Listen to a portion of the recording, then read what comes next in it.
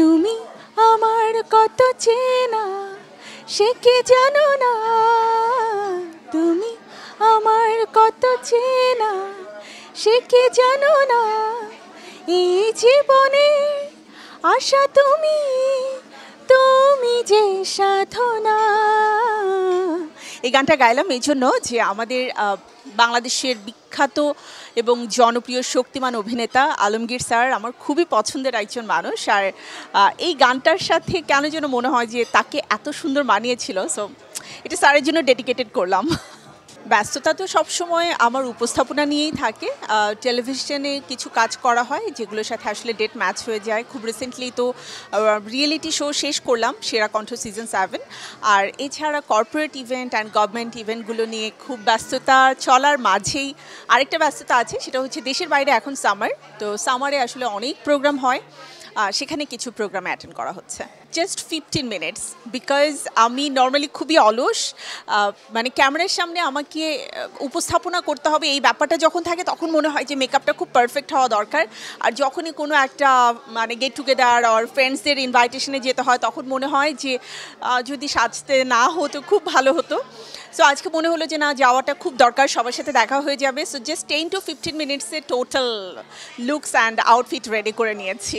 সামনে বেশ কিছু অভিনয়ের সুযোগ আছে ওটিটি প্ল্যাটফর্মের জন্য বলছে, সো হোপফুলি দু একটা নতুন কাজের সাথে যুক্ত হব।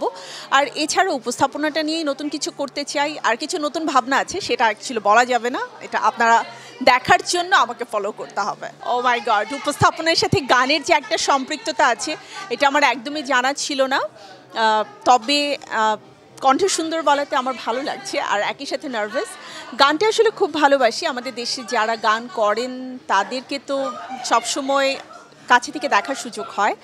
আর রিসেন্টলি যদি গানের কথা বলতে হয় তাহলে যে কোনো একটা পছন্দের গানের কথা আই থিঙ্ক বললে বেটার, সেটা আমি গেয়ে দিতে পারি। কোনটা গাইবো? বলিউড তো ডেফিনেটলি দেখা হয়, আর এখন তো যেটা হয় নেটফ্লিক্স অ্যান্ড প্রাইমের বদলতে আমরা আসলে দেখার সুযোগটা অনেক বেশি পাই। নতুন ছবিগুলো দেখা যায় খুব দ্রুত চলে আসে। ডেফিনেটলি সালমান খান।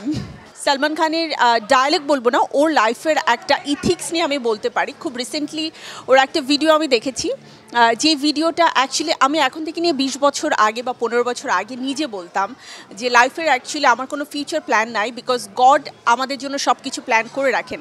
সো আমি যখন প্ল্যান করি তখন তিনি হাসেন যে তোমার জন্য তো আমার ডিফারেন্ট কিছু প্ল্যান আছে। সো সালমান খান দেখলাম এখন থেকে নিয়ে অনেক বছর আগে, মানে তার আরও অনেক ইয়াং এজে সেম কথাটাই বলেছে যে আমি কখনো আমার জন্য প্ল্যান করি না, বিকজ আমার সব প্ল্যান গড করে থাকেন, আর আমরা যখন প্ল্যান করি তখন তিনি হাসেন। সো আমার কাছে মনে হয়েছে যে যে মানুষটাকে আমি এত ভালোবাসি, এত পছন্দ করি, তার সাথে আমার ভাবনার এত মিল। ওয়াও, লাইক ও যদিও বলিউডে, আমি যদিও আমাদের বাংলাদেশের, কিন্তু আমাদের দুজনের মিলটা অনেক বেশি। एक बार जो मैंने कमिटमेंट कर लिया उसके बाद भी तो मैं अपने बाप की भी नहीं सुनती। लास्ट बोलते चाই RTV is my second home, my most favourite TV channel, এবং RTVর এত জনপ্রিয় সব কাজের মধ্যে একটা কাজ তো ডেফিনেটলি বলতে হবে, সেটি হচ্ছে বাংলার গায়েন, যেটা সিজন 1 আমি করেছিলাম এবং এখন কিন্তু সিজন 3 শুরু হয়ে যাচ্ছে।